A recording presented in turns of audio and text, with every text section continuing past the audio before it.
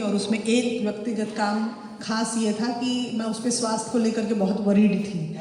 मतलब उसको extreme pens रहते रहे हैं सालों से, फिर भी बहुत मनोबल आत्मबल से चलती है। तो मन में एक था, और शायद मैं हरिद्वार से निकल रही थी उसी के पहले मेरे मन में कुछ ऐसा आया था।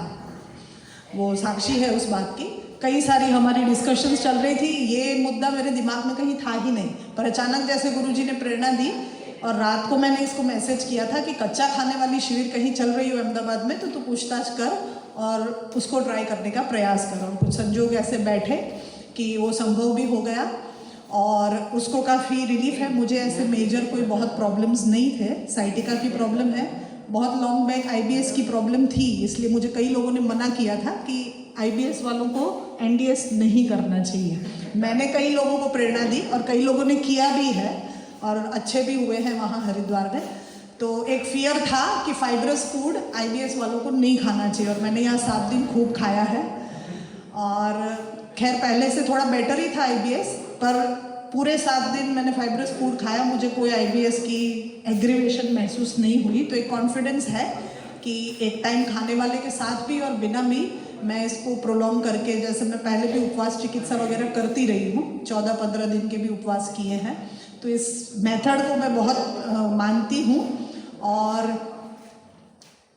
साधुवाद और धन्यवाद सब लोगों ने दिया। मैं समापन के क्रम में हूँ, इसलिए ये ज़रूर कहूँगी कि पूरी दुनिया दुकान खोल के बैठी है खिलाने के लिए कि खाओ और स्वस्थ रहो, और यहाँ नहीं खा के स्वस्थ रहने वाला जो एक शरीर विज्ञान को समझने के साथ मुद्दा बताया गया है, ये हम लोगों के लिए बहुत समझने का मुद्दा है। हमारे गुरुदेव कहा करते थे कि हम पढ़ते सुनते तो बहुत कुछ है, पर जब हम किसी चीज़ को जानने के बाद मानते हैं, जानना एक अलग चीज़ होती है इन्फॉर्मेशन, पर उसको दृढ़ता से मानना, तो यहाँ पर मैंने ऐसा महसूस किया कि आवासीय शिविर के बिना ये संभव नहीं है कि हम किसी चीज़ को इतनी दृढ़ता से मान सके, क्योंकि स्पीकर सारे इतने बढ़िया थे जिन्होंने पूरा वैज्ञानिक पद्धति से और आम जनता को मेडिकल इतना अच्छे से बताना कि आते क्या करती है, नीमा क्या करता है, ये बहुत ज़रूरी होता है, तब जाके विश्वास बैठता है।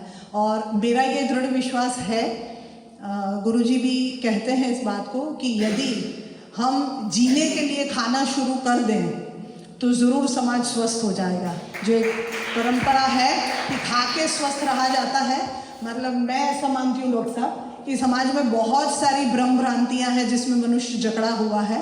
उसमें की एक भ्रम भ्रांति ये भी है कि खूब खाओ तब स्वस्थ रहो। यहाँ कम खा के स्वस्थ रहने की जो एक बात हम सब लोगों को दृढ़ता से बैठाई गई, हर स्पीकर कहीं ना कहीं से घूम फिर के उस बात पे आते थे, तो हमें बार बार ऐसा लगता था कि कितनी बार, पर मुझे ये महसूस हुआ कि ये बहुत ज़रूरी है कि सारे स्पीकर्स ने इतनी बार ये बातें बताई, तब जाके दृढ़ता से वो बात मन में बैठती है, और ये बहुत ज़रूरी है।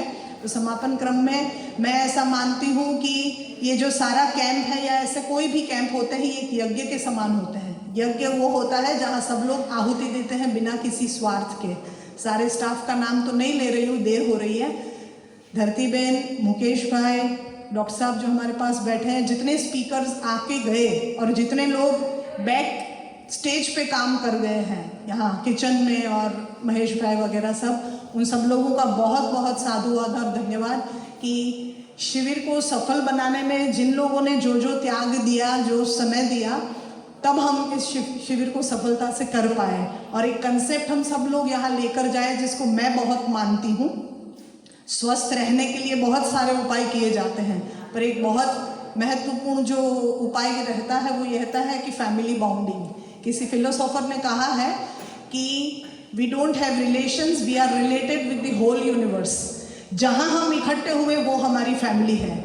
जो खून के रिश्ते हैं वो तो लेन देन के रिश्ते होते हैं, पर जहाँ हम थोड़े दिन के लिए इकट्ठे हो जाते हैं, चाहे ट्रेन में एक दिन होते हैं, चाहे कहीं सफ़र में होते हैं, चाहे शिविर में, तो ये जो बाउंडिंग है, परिवार संस्थान एक ऐसा संस्थान है जहाँ बूढ़ा, बच्चा, बीमार, स्वस्थ, समझदार, नासमझ, हर प्रकार के व्यक्ति निभ जाता है और एक दूसरे को निभा लेते हैं। और ऐसे कैंप में जब तक ये भावना नहीं रहती है तब तक हम सफल नहीं हो पाते। अगर वो भाव यहाँ सबका नहीं रहता तो शायद हम इतना एंजॉय नहीं करते हैं। तो सुबह से लेकर शाम तक की सारी दिनचर्या में जिन जिन लोगों का सहयोग था, उन सभी लोगों के लिए बहुत बहुत साधुवाद और धन्यवाद। और मैं भी इस कंसेप्ट को कई लोगों तक पहुंचाना चाहती थी, तो मुझे भी करने का मौका मिला उसको एलोबरेटली समझने का, तो प्रयास करूंगी कि मैं तो बहुत सारे लोगों से जुड़ी हूँ उस संस्थान के माध्यम से, तो ज़्यादा से ज़्यादा लोगों तक पहुंचाने का इसको पूरा प्रयास करेंगे। बहुत बहुत